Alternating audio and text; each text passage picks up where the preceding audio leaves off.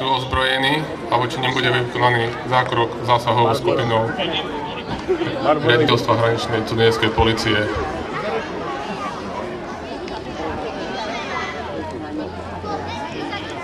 Na útek.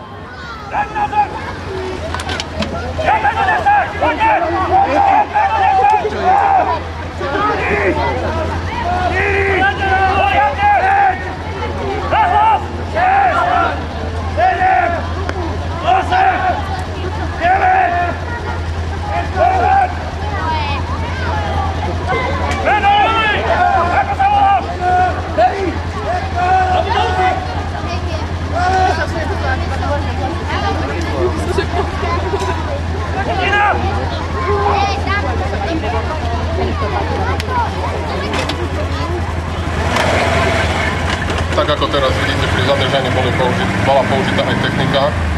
Je to bugina a štvorkolka Kenem, bugina je Polaris.